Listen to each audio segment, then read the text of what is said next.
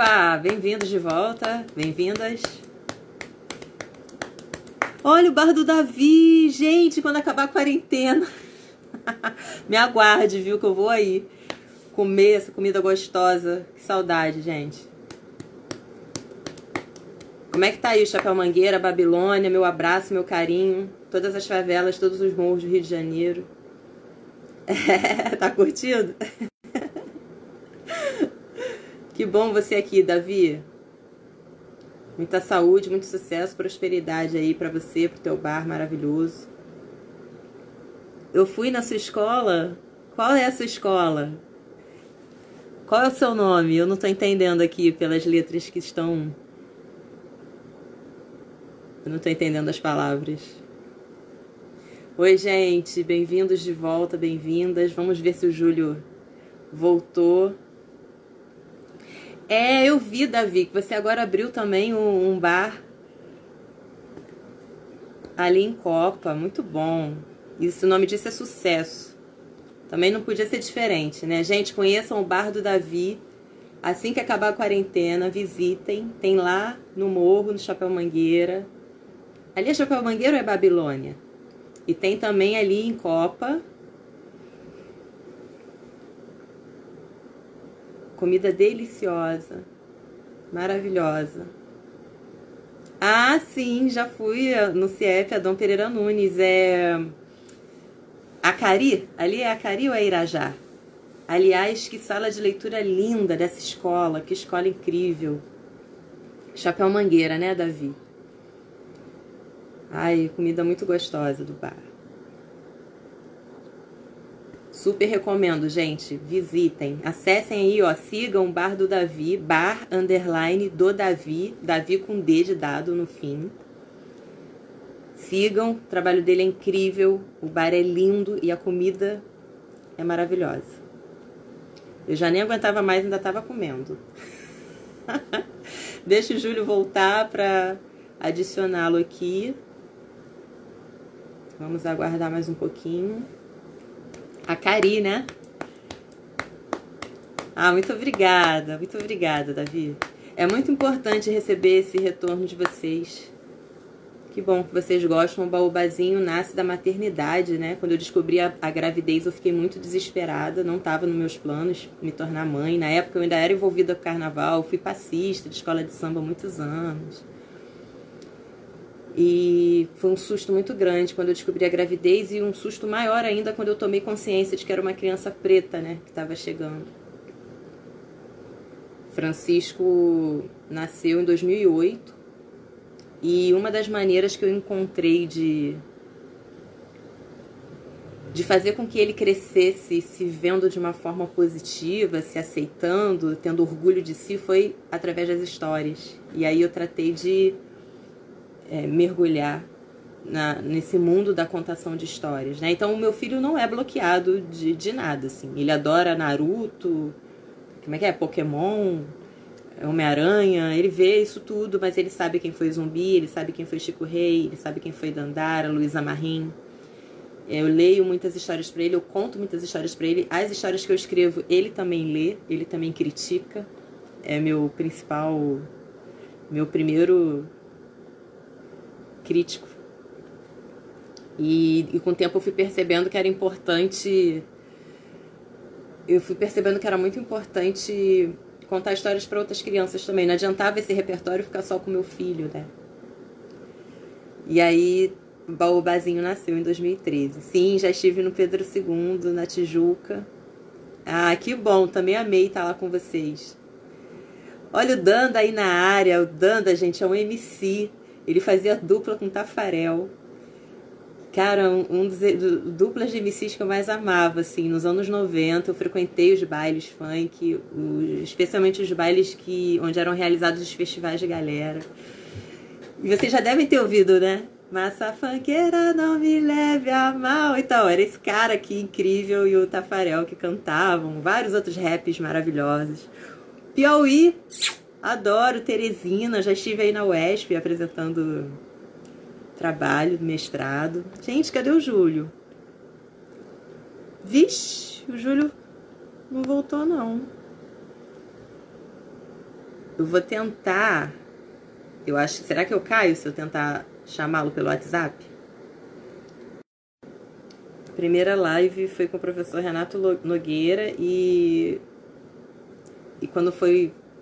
Quando precisamos fazer a segunda parte, ele demorou um pouquinho a voltar.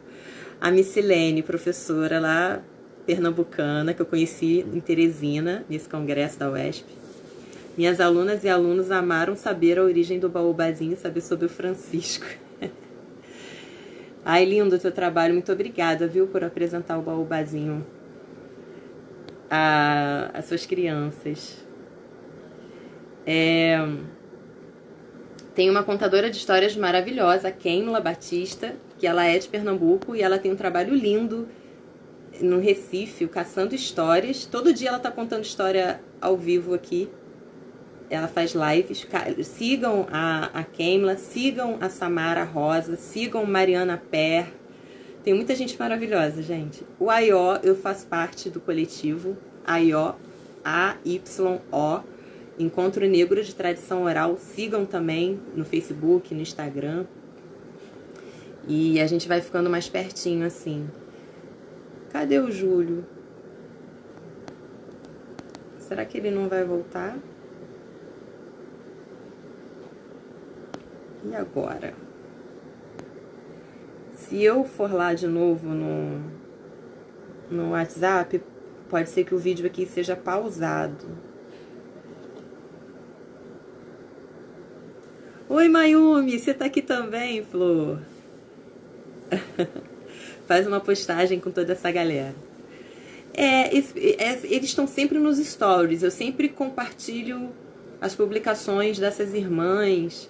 Tudo que eu acho muito interessante eu compartilho nos stories. Então sempre acompanhem também os stories, que por ali vocês podem ver, podem encontrar pessoas que são referência assim para mim, que são inspiração para mim, que são parceiros, parceiras, irmãos e irmãs que têm trabalhos incríveis.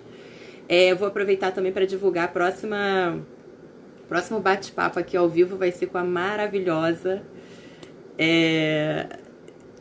Tatiana Henrique.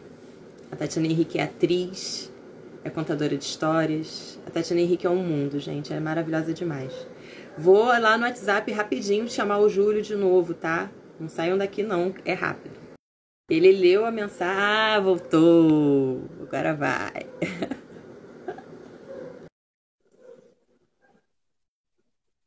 Já mandei para ele a solicitação. Só aguardar o aceite. Quieto, aí eu fui ver. Fui ler os zaps da vida, né? Já cantei aí até alguém falou, aqui. volta pra lá. Faz parte, normal. Deixa eu ver se tem... Alguém pediu para falar sobre a importância da literatura negra, né? Literatura negra a gente entende essa que é produzida a partir, né, do autor, da autoria negra. Para a construção da identidade da criança. Porque na verdade é o seguinte, sabe? Eu cresci lendo, por exemplo, grandes autores, não eram ruins, né? Autores fantásticos, mas via de regra branco, né? Não tinha muitos autores. Eu confesso a você que eu fui conhecer o Lima Barreto bem já entrando nos 20 e poucos anos, 30 anos. Né? O próprio Machado de Assis, que eu até tinha uma certa antipatia com ele em relação aos romances, adoro os contos, mas eu tinha uma certa aridez, maneira de lidar com os romances de Machado de Assis, que são obras de maturidade. Né? Acho que pedir para um garoto de 17 anos entender o Machado de Assis é até maldade. Né? Mas, assim, eu não me via, sabe? Eu acho que a questão é você se ver. Né? E você não se vê na literatura, não se vê na televisão. Agora mesmo, sem citar nome, mas infelizmente tendo que citar, a propaganda do atual governo falando do Brasil para crescer. Nossa, o que é aquilo? Pô, não tem nenhum aquele negrinho protocolar que fica ali assim, vai dizer, nós não temos preconceito. Tem um neguinho aqui na extrema-direita, aqui, quietinho aqui. Não tem mais isso. Eu ainda fui descobrir que os caras são tão medíocres que foram plagiar. Isso é um cartaz de um outro país. Eles copiaram a imagem, eles nem se preocuparam em usar como modelo. Não usou como modelo, eles pegaram lá e botaram. Então, assim, você não se vê, não é só o negro, não, o índio, sabe? Não se vê no Brasil. Nós somos um corpo estranho. Um estava aqui, quase foi extinto. O outro foi trazido na marra, E depois que houve, proclamaram a libertação dos escravos, foram soltos assim, sem cidadania, sem porcaria nenhuma, viraram um alvo, criaram um item no No Código Código Penal Penal. chamado vadiagem. Dois negros na Fora, esquina já era. sim, fora Né? depois os outros projetos, né? Que isso também é pouquíssimo falado, né? Quando a gente mergulha nos estudos, tenta se aproximar, entender mais sobre as teorias, né? Sobre isso, a gente vai entender que existiu a eugenia, que foi um Ah, projeto, foi um movimento extremamente organizado e que sim. difundiu, né, boa parte do que hoje é o pensamento social. A formação do pensamento social brasileiro vai se dar a partir de movimentos como esse, né, da movimento eugênico, a Não, educação eugênica, isso. E depois e o tinha, projeto, o próprio projeto de branqueamento, né, o investimento que houve na, sim. na, na, na vinda, né, de imigrantes porque se acreditava que realmente em algum momento, daqui a 100, naquela época eles diziam daqui a 100 anos, 200 anos, sei lá, 100 anos, não vai haver mais Negros. Né? Não, o próprio gente exatamente, famosa, assim, não vou nem falar do Monteiro Lobato, porque ele é um alvo fácil, coitado. Né? Mas por si só, né?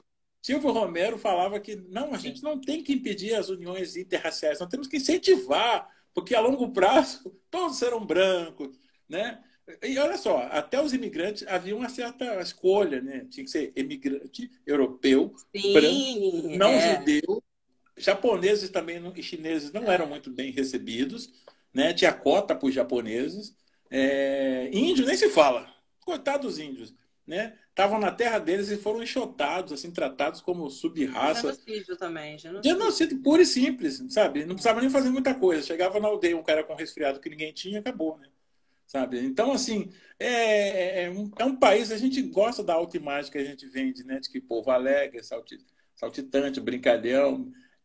A maioria mas eu acho que tem um lado perverso dessa. Sabe aquele... Eu lembro muito de um livro que eu li quando era criança, A Máquina do Tempo, do H.G. Wells, que ele vai para o futuro na máquina, bem futuro mesmo, chega lá, tem um lugar onde tem um povo muito bacana, tudo loirinho, né? Mas tudo bem, o filme é inglês, né? E tá lá aquele povo alegre, parece um jardim do Éden, ninguém pratica violência, a vida é boa, um estado natural, só que de noite eles entram nos buracos que tem na Terra e lá estão o que eles chamam de os Morlocks, o povo verdadeiro. E esse povo come literalmente essas pessoas que estão pastando na superfície. Né? Olha Então nós só que também temos metáfora. nós temos os nossos Morlocks, né? Sabe? Aquele lado ruim do brasileiro que ele não gosta de ver, mas que está. E aparece muito explícito na questão racial. O Joaquim Nabuco tinha razão. Esses 300 anos moldaram a sociedade brasileira. Esses 300 anos de escravidão. Todo comportamental brasileiro tem a ver com esses 300 anos. Sabe? O patrão acha que está fazendo um favor, te dando um salário miserável, mas te dá também um emprego. Né? O editor acha que você tem que agradecer muitas vezes porque ele está publicando seu livro e não está cobrando nada de você, né? Sabe? Então você vai reclamar do direito autoral, que parece que não está muito certo esse direito autoral, é uma ingratidão da sua parte, né? E Eu assim acho vai. muito, eu acho muito interessante pensar também o quanto urge, né, a gente. Eu falei um pouco disso no bate-papo anterior com a Natália Grillo, mas o quanto é importante que a gente também cada vez mais se organize de uma forma autônoma, né? Eu estou Sim. vendo um movimento de editoras negras e que eu acho muito potente. Até a forma, o tratamento, a receptividade é outra. Eu sei porque eu tenho enviado meus textos e o contato, a relação me parece muito mais franca, sabe? Do papo Uhum. reto, assim.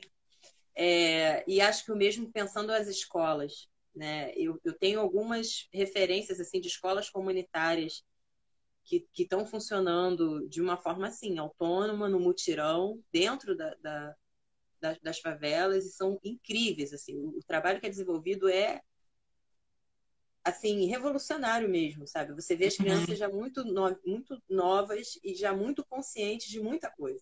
Né? De coisas que A gente, quando tinha a idade delas, eu você não sabe, nós sabia. brasileiros temos um negócio muito engraçado. A gente não. Cidadania, a construção da cidadania, ainda não é uma coisa que alcançou o brasileiro. o comportamento dele diante do governante, seja qual for o governante, até da autoridade, seja lá o policial, é de quase subserviência. E, na verdade, a gente não percebe que o Estado somos nós, né? Nós é que bancamos isso.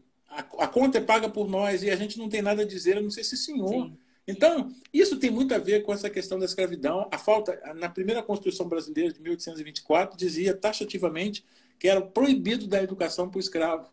Quem desse ia para a cadeia, inclusive. Era proibido por lei. Isso molda uma E ainda sociedade. assim houve iniciativas, né? O Pretestato Passos tinha uma sala, né? Uma escola na Rua Uruguaiana, se eu não me engano, tinha a Maria Firmino dos Reis, no Maranhão, também com uma escola. Uhum. Ou seja, Resistência, né? Sempre houve entendimento também do povo negro da importância de se acessar a educação para a sua emancipação, né? E o quanto isso é urgente mesmo por conta da mente, né? Porque os grilhões podem não estar mais aqui, mas a mente, se a gente não liberta a mente, se a gente não muda os referenciais, né, teóricos, epistemológicos, se a gente não muda a maneira como a gente consome também, o que a gente está consumindo, de quem que a gente está comprando, o que a gente está assistindo, quem é que está produzindo o que a gente está consumindo, a gente favorece também que esse sistema continue, né? Eu quero, por exemplo, agora com essa quarentena, a minha atual companheira, ela apareceu aqui com pessoa, com uns legumes, umas frutas e uma cesta, na verdade, assim, cheia de coisas, produzidas por uns cria-plantadores lá de Teresópolis. 25, uma cesta grande. O que os caras fizeram? Não tem como vender aqui embaixo, coisa e tal. E o que eles fizeram? Eles fizeram uns contatos pela internet, né? Na quarentena mesmo, e saíram oferecendo para as pessoas. Então eles vêm uma vez por semana lá de cima, param em vários lugares da cidade e entregam para as pessoas. E é isso que eu acho que a nossa sociedade vai crescer quando a gente começar a perceber isso, que não precisa esperar que um governante faça um mercadinho para você vir fazer um crachazinho. Não, você mesmo, autonomamente, você vai lá, entra em contato com o consumidor e vende para ele, não precisa ter um intermediário. Entendeu? A banana, isso eu sempre uso, a banana de Itaguaí, o cacho quando sai de Itaguaí custa R$ 10. Quando ele é vendido aqui para as pessoas na cidade, é R$ 100 o cacho. Se você pegasse a sua banana e vendesse para essas pessoas, você poderia vender até por 50 que as pessoas pagariam. Aí tem um cara no meio que nem planta, nem faz nada, que ganha o dinheiro. E quer explorar, é isso. O intermediário da nossa cidadania é o governante, que não, ele recebe tudo e não nos dá nada. A gente paga imposto como um alemão e recebe os benefícios sociais como um nigeriano, com todo o respeito que a Nigéria merece. Né? Não dá para pagar tanto imposto e na hora que você precisa de um hospital, você fica deitado na máquina, sentado numa cadeira durante uma semana. Isso não existe. Isso retrata a nossa simpática escravidão. A nossa sociedade foi moldada em cima dessa coisa, que existe alguém que vai fazer as coisas por nós e não vai receber nada em troca. Só que os escravos acabaram e a gente continua se comportando como se eles existissem. Né? É uma coisa muito... pouca gente fala sobre isso e nós que somos as principais vítimas disso não temos a noção de como somos vitimados, porque a coisa é muito sutil. Sabe? Você não... Ainda se olha, você vai lá não tem negros na engenharia. Claro que não, né? É tempo integral. E os que têm são invisibilizados. Com certeza. Né? E você ainda tem que contar que alguns, para sobreviver, embranquecem. O pai da Fatu, dessa menina que sofreu ataques racistas na escola, né, de colegas de classe do Colégio Franco Brasileiro, ele é coordenador de um departamento de engenharia do Cefet, pelo que eu Isso. li. No Cefet. E aí é bacana, de novo, até para pensar, e aí que fica uma provocação, né? Porque se fala muito da questão de classe, e aí a gente vê na prática que não, o racismo atravessa tudo.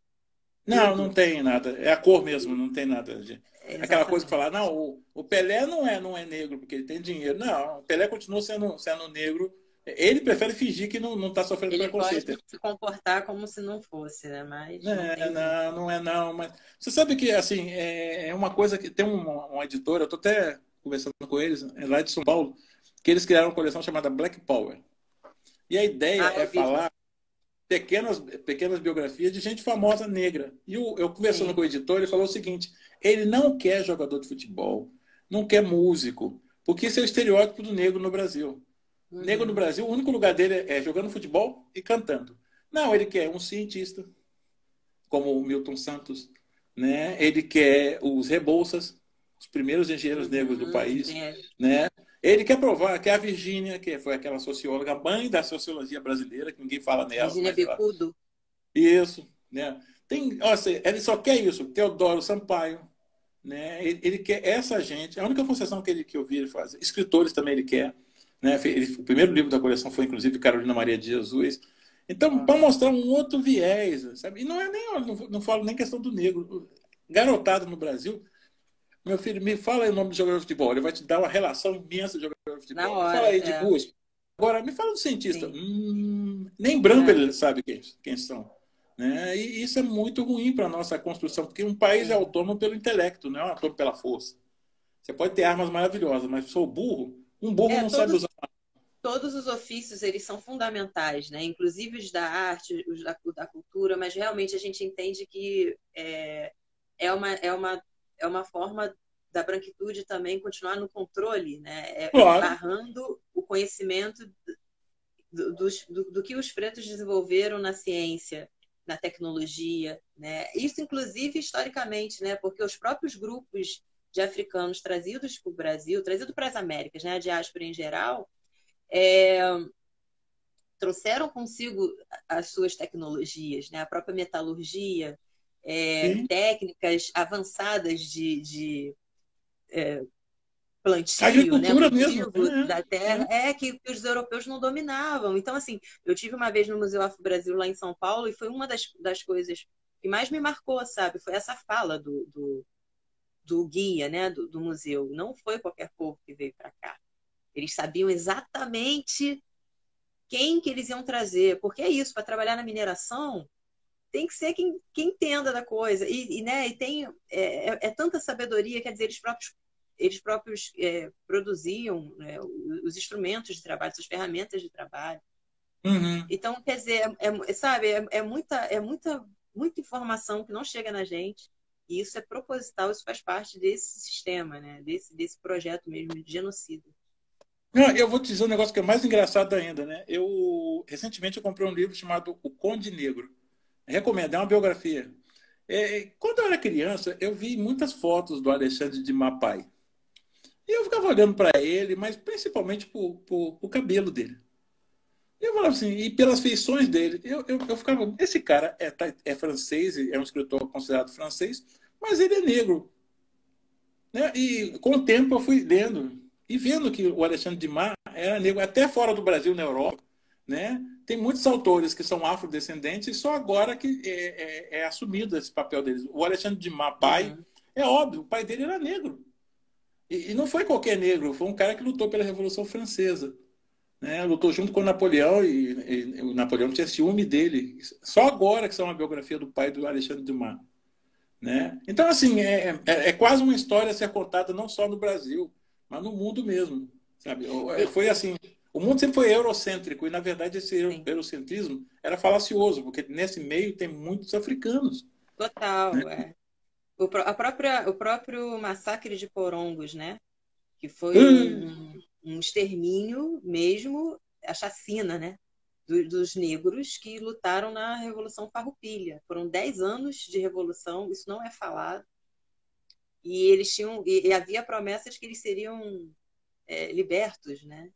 sim, os lanceiros negros, né? Os Que lanceiros negros.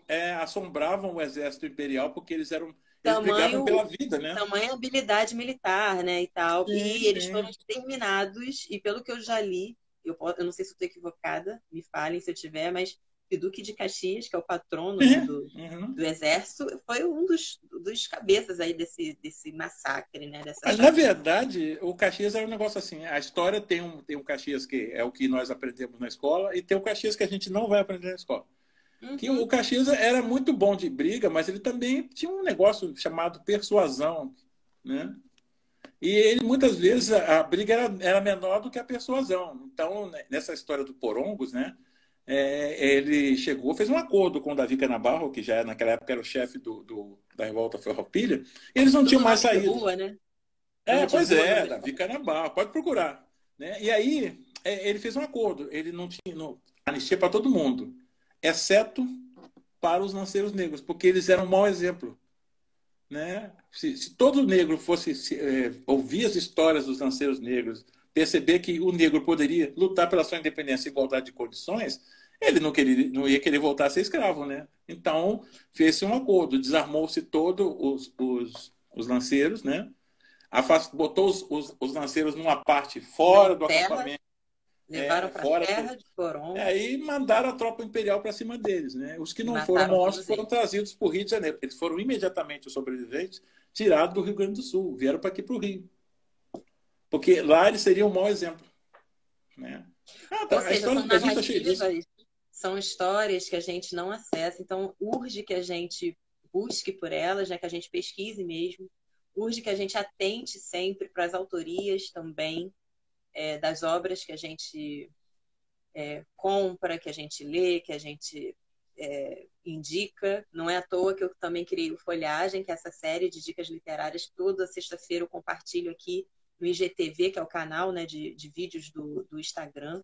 Acessem. Não começou com a quarentena, eu comecei em fevereiro, então tem bastante vídeos, é toda sexta-feira, estou terminando de editar a edição que vai ao ar amanhã. E, Júlio, quero te agradecer. A gente vai ficar a vida inteira aqui, não? Sério. Eu quero te agradecer muito Nada, meu amor. Sempre às por você ordens. aceitar o convite, por você compartilhar aqui tudo isso com a gente. Essa live fica salva, vai ficar por enquanto no IGTV aqui do Baobazinho no Instagram, mas depois vai para o YouTube, tá tudo no YouTube, no canal do Baobazinho lá, salvo. A do Júlio irá para lá também. Contigo agora, mensagem final, enfim, fica à vontade. Muito obrigada, viu? Bom, olha assim, eu sou legítimo filho da mãe, né? E minha mãe acreditava muito em educação, sabe? E eu digo assim, eu falei outro dia no Facebook, muito bravo da vida, que até os nossos analfabetos naquela época eram melhores do que os de hoje. Porque os nossos analfabetos, como a minha mãe e minha tia, tinham consciência inquestionável de que a educação era uma coisa libertadora, mesmo elas sendo presas do analfabetismo. Né? Hoje não, sabe? Eu tenho uma teoria sobre isso, mas se demaria mais um programa aqui para. Eu acho que a gente não tem outra alternativa, viu? Ou agora a gente abraça de vez, não é aquele negócio de fingir que está ensinando e fingindo que está aprendendo, mas é aprender realmente e fazer esse aprendizado uma coisa transformadora, porque se esse país mudar e a gente está indo bem rapidinho para o fundo do poço, se esse país tiver alguma maneira de a gente sair desse poço com a queixo, a cara, com vergonha na cara e o queixo erguido, vai ser pela educação. Valorizando a educação, sabe? Coisa que a gente não faz, a gente gosta muito de. Eu acho que os professores atualmente são a geni do momento, viu? Todo mundo joga neles. E, na verdade, não é não. Nenhum país decente se faz sem uma boa educação. Não tem mágica. Não tem mágica. É educação. Há alguns anos atrás eu estava na Alemanha, em Colônia, e aí ia ter uma mudança no Estado, e reuniu-se uma mesa para discutir a mudança. Primeiro sentou o governador, depois sentou o prefeito, e em terceiro lugar sentou o presidente do sindicato dos professores. Infelizmente, no Brasil, quando a gente vai falar de educação, os que nunca sentam na mesa são os que vão implementar aquelas coisas maravilhosas que os idiotas criaram e que são absolutamente improváveis de darem sucesso. Enquanto for assim, a gente vai ser o que nós somos hoje. Né? Nós estamos conseguindo uma coisa fantástica. Nós estamos nos tornando párias do mundo. O Paraguai não quer abrir a fronteira para a gente. A Argentina também não. Os americanos proibiram cada um de nós de ir para lá. E a Europa também. Né? Isso é tudo fruto... Não é fruto de um homem, porque um homem não tem essa força. É fruto da ignorância. Né? E quanto mais ignorante, mais pária a gente vai ser. Não tem mágica nisso. Nem o rico vai deixar de ser pária porque é rico. Muitos não vão poder mais ir na Disney. Não vão ver o Pluto, nem o Mickey Mouse. Né? Que triste, né? Então, assim, Eu sonho muito em viajar pelos países aqui da chamada América Latina e tenho muita vontade de conhecer muitos países africanos, muitos. eu só conheci o Senegal, né? Eu achei lindo o Sério, você Senegal. esteve lá? Olha, Gente, não é por nada não, ninguém fica chateado, inclusive a minha atual companheira, mas nossa, aquelas mulheres são qualquer negócio, viu? O povo africano Nós, é não, isso? os homens A eu não África leio muito, não, sabe? subsaariana. Não me Ah, interessei são muito. sim. Não. Mas são Mas as lindos. mulheres, quase que eu fiquei lá, viu? Nossa, a mulher que nos recebeu quando nós descemos do aeroporto, aquela era para propor o casamento, na hora. Nossa, que coisa linda.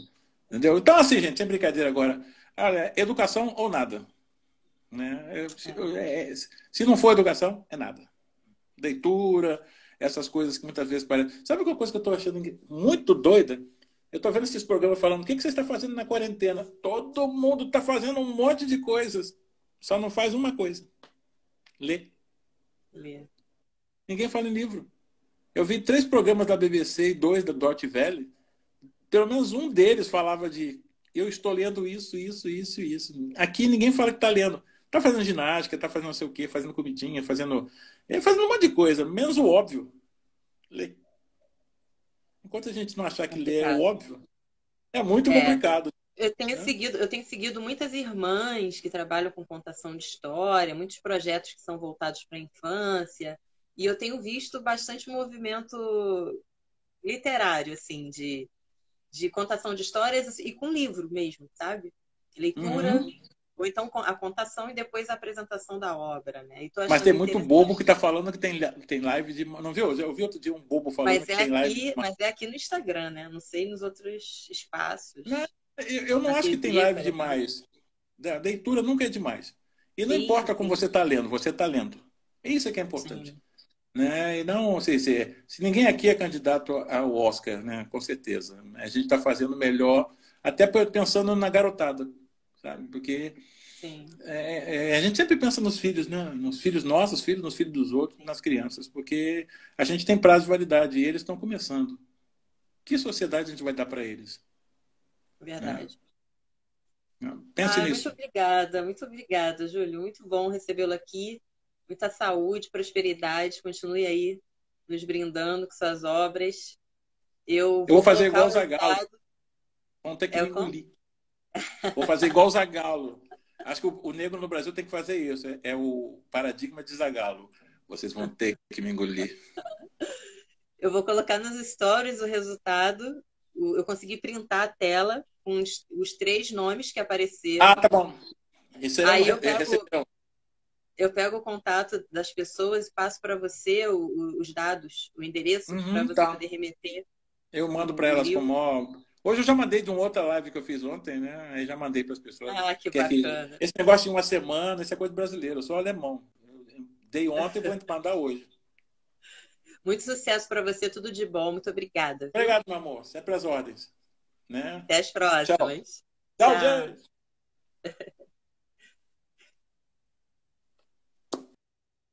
Pessoal, muito obrigada aqui pela presença de vocês mais uma vez. Espero que vocês tenham gostado. Eu não consegui ler tudo, é muita informação, muita mensagem ao mesmo tempo, mas entrem em contato com o Júlio, ele é essa pessoa extremamente acessível. Acessem as redes dele, aqui no Instagram é fácil de encontrá-lo. É, Como eu já disse, vou divulgar nos stories daqui a pouquinho o resultado. E terça-feira, 2 da tarde, estejam aqui para a gente conversar com a Tatiana Henrique, rainha maravilhosa. Vocês vão amar. E é isso, tá bom? Muito obrigada. Quem quiser depois, vá até o YouTube. Todas as lives, todas as conversas ao vivo, estou salvando lá. Muito obrigada por terem vindo. Um beijo enorme e até as próximas. Tchau, tchau.